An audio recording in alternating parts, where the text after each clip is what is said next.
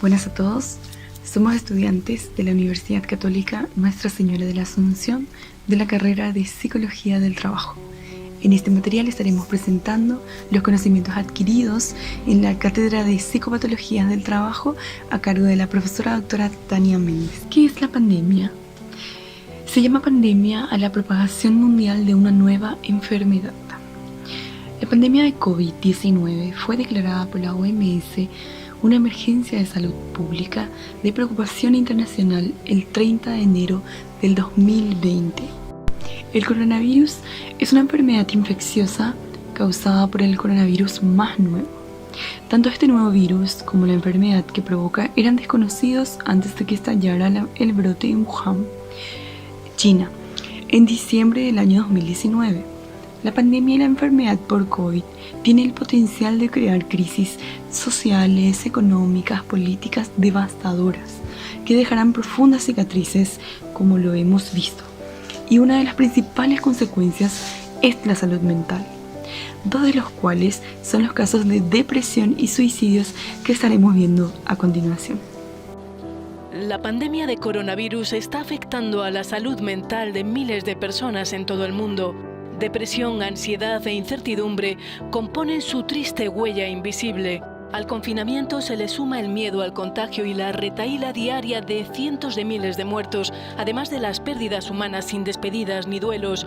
Ante un posible aumento de los suicidios, la ONU pide tomar medidas para cuidar la salud mental.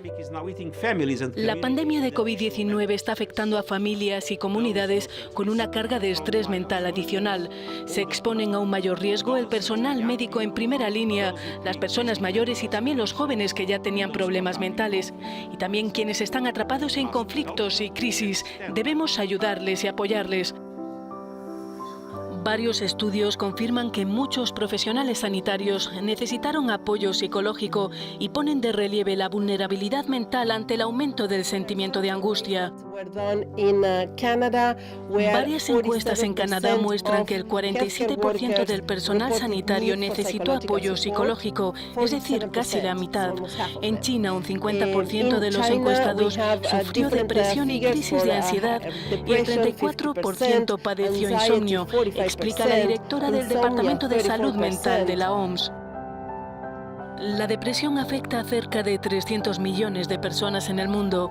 La crisis económica que vendrá tras la pandemia aumentará los problemas de salud mental y las tasas de suicidio. Invertir en nuestros sistemas de salud es la mejor medida de prevención para evitar que empeore la situación. La Organización Mundial de la Salud define la depresión como un trastorno mental frecuente que se caracteriza por la presencia de tristeza, pérdida de interés o placer, sentimientos de culpa o falta de autoestima, trastorno de sueño o del apetito, sensación de cansancio y falta de concentración. Según la OMS, la depresión es una enfermedad frecuente en todo el mundo y se calcula que afecta a más de 300 millones de personas, convirtiéndose así en un problema de salud, ya que es de larga duración y altera las actividades laborales, escolares y familiares, pudiendo llevar también al suicidio. El aislamiento, la violencia, la discriminación, las situaciones conflictivas y las enfermedades crónicas son algunos factores que llevan a las personas a sufrir de depresión. En un estudio realizado a 126 trabajadores sanitarios de Paraguay, entre ellos profesionales de medicina, enfermería y psicología, todos ellos trabajando en establecimientos de salud en el marco de la pandemia, se reportaron síntomas clasificables como moderados y severos para depresión, ansiedad, insomnio, distrés y fatiga por compasión.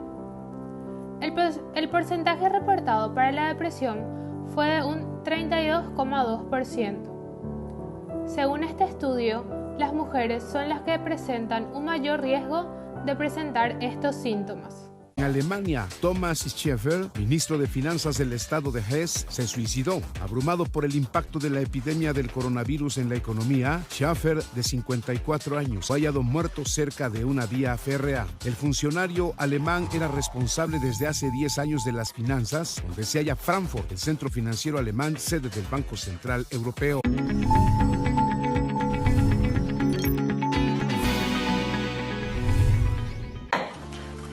suicidio es definido por la Organización Mundial de la Salud como el acto deliberado de quitarse la vida.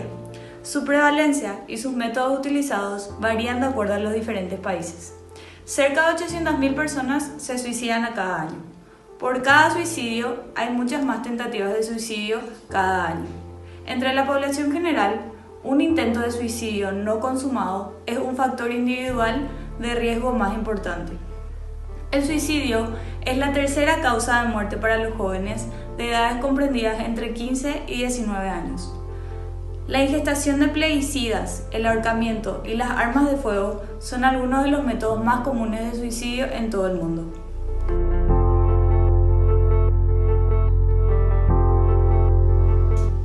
Crear un ambiente que promueva la comunicación, el sentido de pertenencia, unidad y respeto. Un ambiente que no juzgue y no permita ningún tipo de acoso contra el estado físico o mental de sus colaboradores. Garantizar normativas que aseguren que la diversidad sea bienvenida, respaldada y protegida por todos los empleados. Evitar marginar a individuos que necesiten apoyo, como los que están en crisis, sufriendo cambios difíciles en la vida o experimentando problemas de salud mental. Estos jamás deben ser visualizados como una carga. Son personas que pasan por momentos o contextos difíciles por los que cualquiera puede pasar. Proporcionar educación sobre la prevención de suicidios a empleados y miembros de la organización y así garantizar el apoyo mutuo. Educar para ayudar a reconocer los problemas de salud mental, incluidos los signos de advertencia de suicidio. Las personas que pasan por un caso de estos no desean ser vistos como una carga. Por eso puede llegar a ser muy difícil llegar a leer los síntomas, por lo que siempre se requiere una conexión emocional. Promover la conciencia que muchas muertes por suicidio son totalmente prevenibles, hacer entender que las acciones puntuales de cada uno pueden salvar vidas. Identificar y asistir a los empleados que pueden estar en riesgo de suicidio, ya que sea con apoyo profesional o simplemente una conexión empática. Ofrecer ayuda siempre será mucho más útil que ignorar. Estar preparados eventualmente y sistemáticamente para responder ante un caso de intento de suicidio o suicidio mismo. Desde el año 2003, cada 10 de septiembre, se recuerda el Día Mundial para la Prevención del Suicidio. Esta jornada fue promovida por la OMS o la Organización Mundial de la Salud para fomentar la asistencia temprana a aquellos que sufren de algún trastorno mental. Las estadísticas de la OMS indican que la tasa de suicidio aumentó un 60% en los últimos 45 años a nivel mundial, mientras que en el país, según los datos de la Policía Nacional, en el año 2017 se registraron 407 suicidios. Actualmente es la tercera causa de muerte violenta en el país. El 74,4% de los suicidios en el país se da en jóvenes de 18 a 24 años.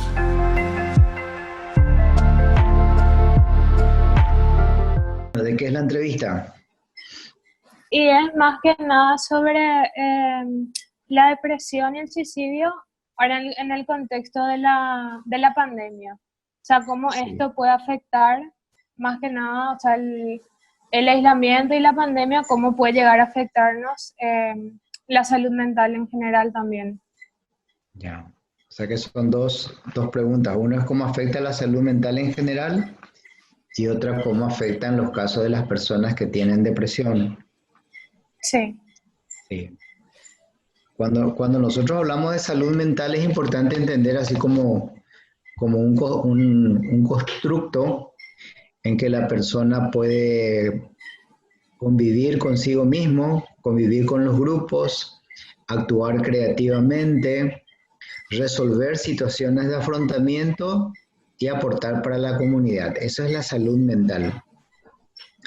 Y en ese contexto de la salud mental, en ese indicador, afrontar situaciones nuevas implica así ciertos rasgos o ciertas potencias que tienen que ver con la espontaneidad, la creatividad, la asertividad, la confianza, la colaboración, ¿verdad? Son elementos que hacen que la persona pueda afrontar bien una situación.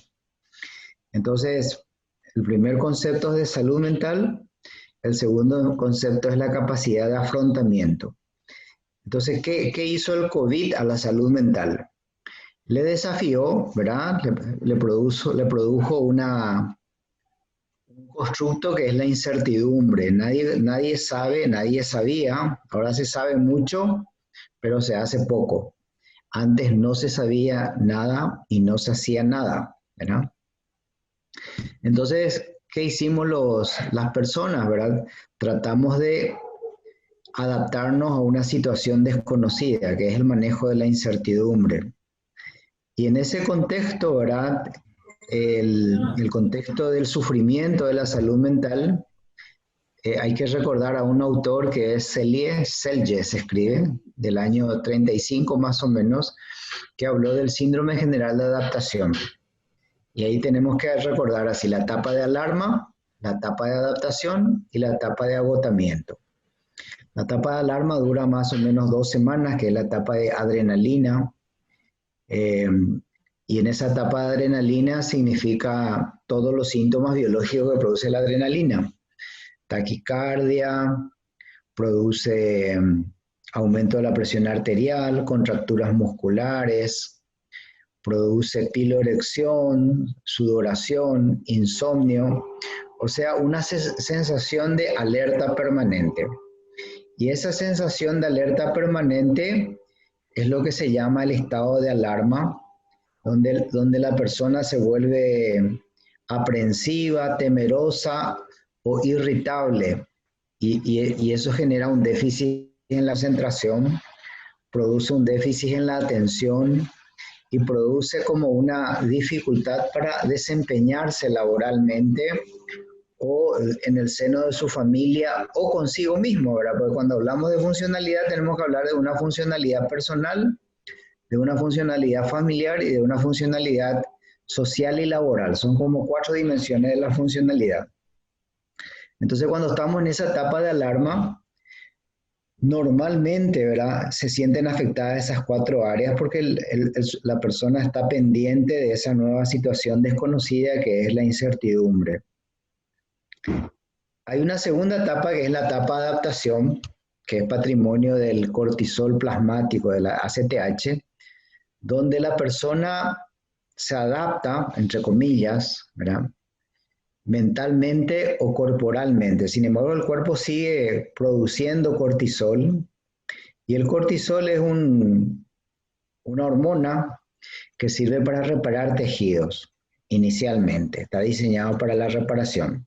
Sin embargo, cuando el cortisol se vuelve prolongado, produce disminución de las defensas y las personas sensibles gatillan cuadros alérgicos, cuadros asmáticos, cuadros de tipo inmunitario, la artritis, las dermatitis, o puede producir inclusive cáncer.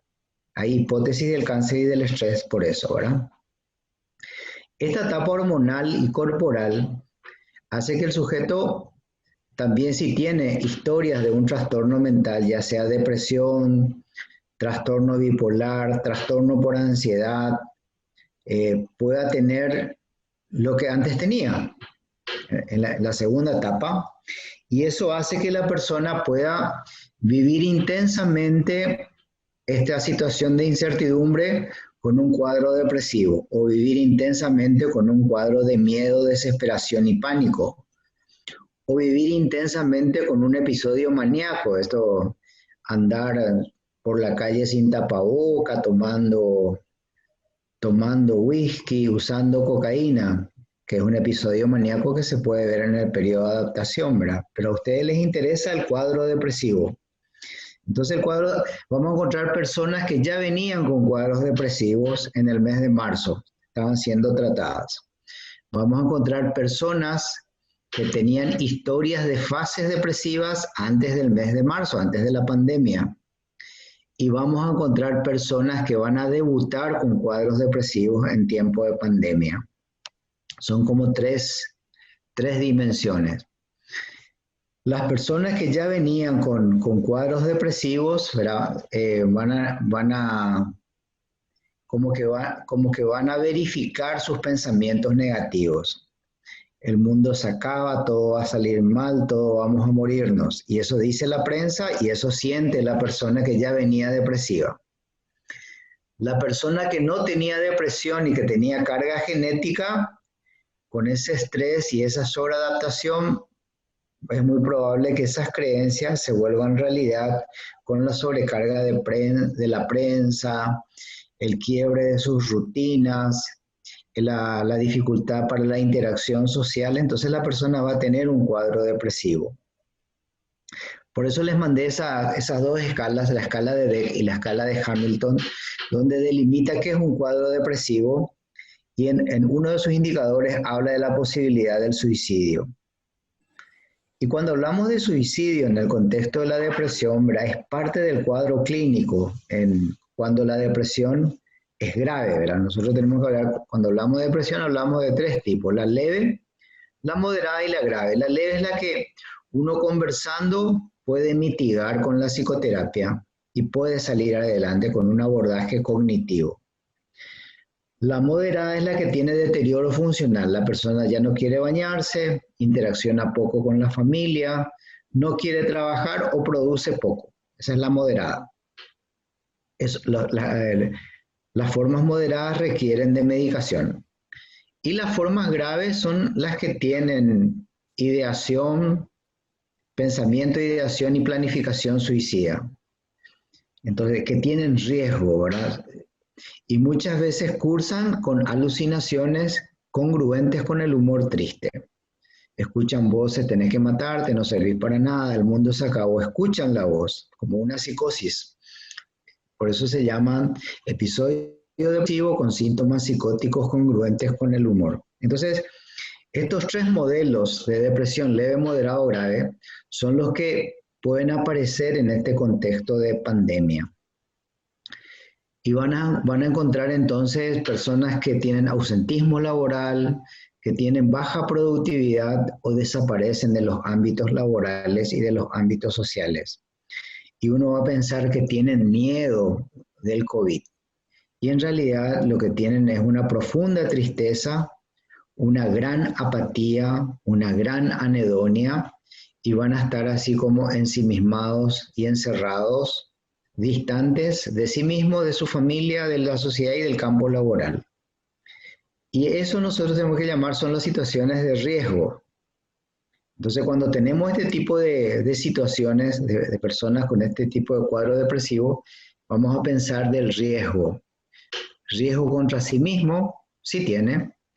Puede haber riesgo contra terceros, porque a veces la persona tiene pensamientos negativos y de ruina y le mata a los hijos y a la esposa para que no sufran, después se mata, ¿verdad? Entonces uno habla de riesgo contra terceros.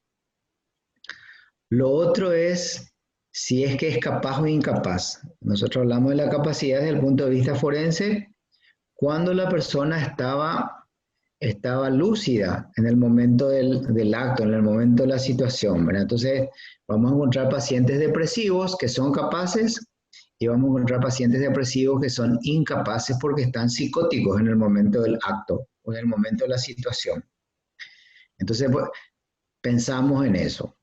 Los casos graves, el riesgo, el pasaje al acto, la capacidad, y si se van a tratar voluntario o involuntariamente, porque cuando ustedes están en un trabajo y tienen un personal con riesgo suicida y se encuentra solo, hay que denunciar en la fiscalía, o si no es omisión de auxilio, porque somos profesionales. Entonces, esas tres categorías, leve, moderado, grave. Y los graves, riesgo, ¿verdad?, capacidad, pasaje al acto. Entonces, cuando hablamos de esta pandemia y hablamos de depresión, entonces tenemos que pensar, salud mental, ¿la historia de la depresión era previa o es en el momento de la pandemia?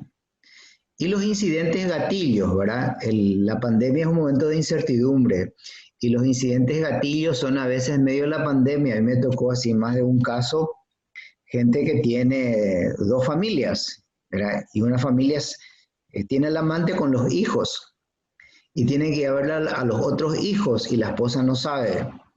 Y hacen cuadros de angustia y hacen ataques de pánico y no saben cómo administrar sus dos casas. ¿Sí? Tengo más de un caso así.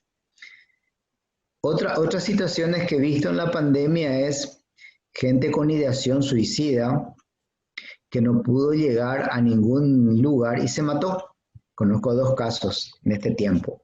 Profe, y hablando de eso, discúlpame que te interrumpa, ¿puedo decir que ahora con la pandemia aumentaron esos casos de suicidio o de ideación suicidia o de depresión misma? Y mira, yo no tengo datos porque no, los datos generalmente aparecen 3 meses después.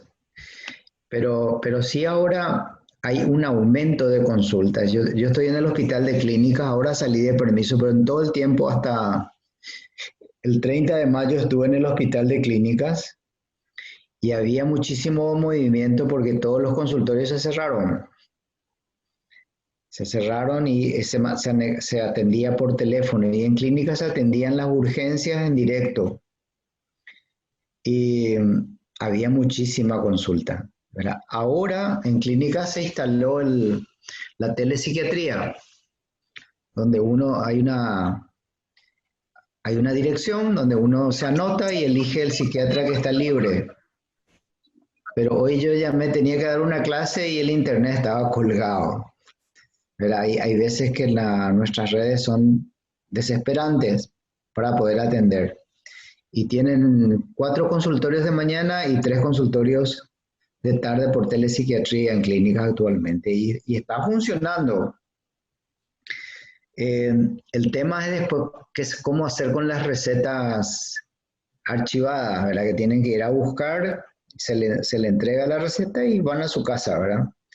Eso, y está saturada también consulta, porque en los otros consultorios de salud mental ahora están volviendo los médicos al consultorio, todo se atendía por teléfono. Entonces, el otro indicador que estuvo también bastante fuerte fue que la farmacia de la Dirección de Salud Mental se desabasteció. En esta semana llegaron los medicamentos, no había ni antipsicóticos ni antidepresivos y muchos pacientes estaban sin medicación. Eso también pasó en tiempo de pandemia. Ahora se abasteció. Hubo un problema con la farmacia y la importación y demás cosas, ¿verdad? La cantidad de suicidios, por eso le envié, es más o menos 1 por día. Yo conocí 2 en este tiempo, uno más o menos el 12 de marzo, el día que comenzaba la pandemia, que es una señora que estaba litigando por la tenencia de su hija, que había tenido 2 internaciones en el hospital psiquiátrico y estaban en litigio, era un divorcio no grato, ¿verdad? Y se mató ella, pues no sé los detalles, pero el marido me llamó a contar. Y otra que me enteré ayer, ¿verdad? Que estuve revisando que yo la había visto el 3 de marzo, antes de la pandemia, y me llamó el 22 de marzo para cancelar una consulta porque no podía salir, venía del interior, porque las rutas estaban cerradas y no había colectivos. Y se mató el 27.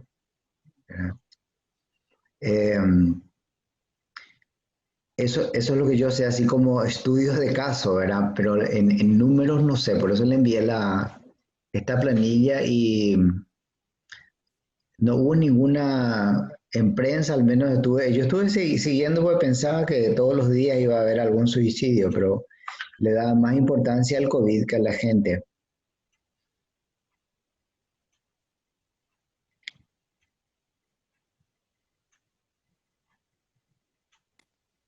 Profe, ¿y qué recomendaciones se les puede dar a estas personas que están atravesando por esto o capaz a los familiares o los que están alrededor de estas personas? Y hay recomendaciones generales. Uno es evitar el exceso de información.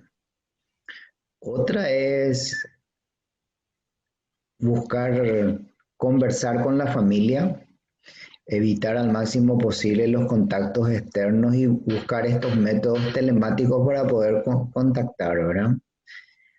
Otra es hacer ejercicios físicos y otra es recrear alguna habilidad, tipo escribir, cantar, bailar, tocar música, ¿verdad? Un poco esas son y recuperar la espiritualidad, tratar de hacer métodos telemáticos espirituales que también ayudan, ¿verdad? tratar de descansar las 7 horas de la noche. Y esas son las delimitaciones generales. Las específicas, en el caso de la depresión, es no dejar la medicación, tratar de hacer un seguimiento telemático con su psiquiatra, con su psicólogo, ¿verdad? Tener las consultas y ver paulatinamente la manera de controlar la angustia y de controlar la incertidumbre, ¿verdad?